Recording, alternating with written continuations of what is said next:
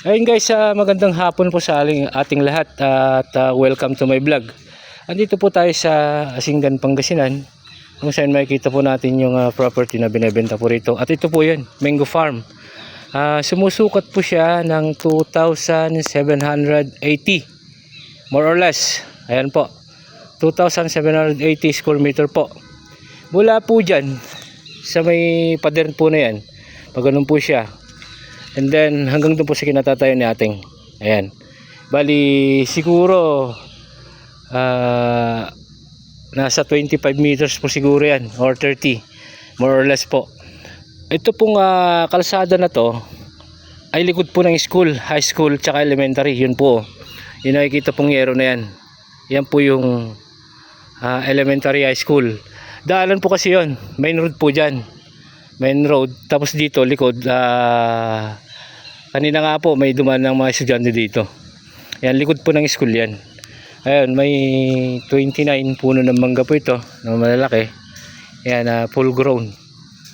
Ayan, ayan, may dumaan po na magandang dilag. Ayun. At 2,780 more or less.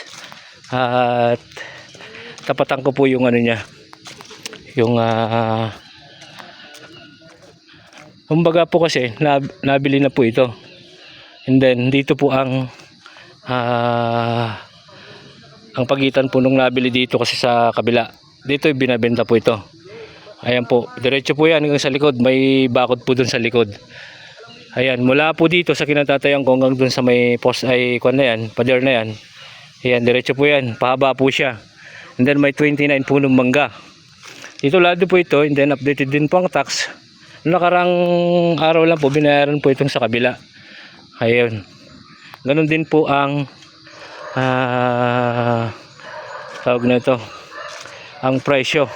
Ganun din po ang size ng lupa. Ang price nga po pala nito is 2.5 million pesos po. Excuse. And then pwede po kayo mag-residential po dito, patay ng bahay. And then pwede rin pong farm ito, o kaya lagyan nyo ng pader ito.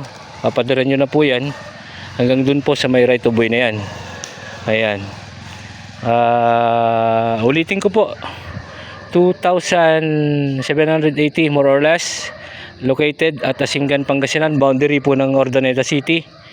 Mas malapit po ang Urdaneta City kasi dulo po ng Asinggan to. Bali dyan po ang Asinggan, and then dito po ang Urdaneta. Kaya mas madali pong Urdaneta City ang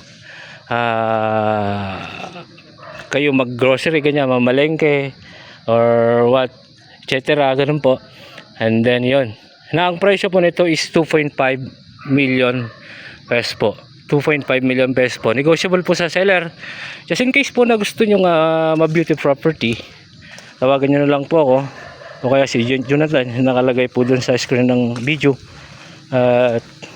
Ayan, lobas po, estudyante po yan. Galing po dun sa school. Dito sa likod. Ayan. Until my next video, Mr. Excitement Mix Vlog. Maraming salamat po.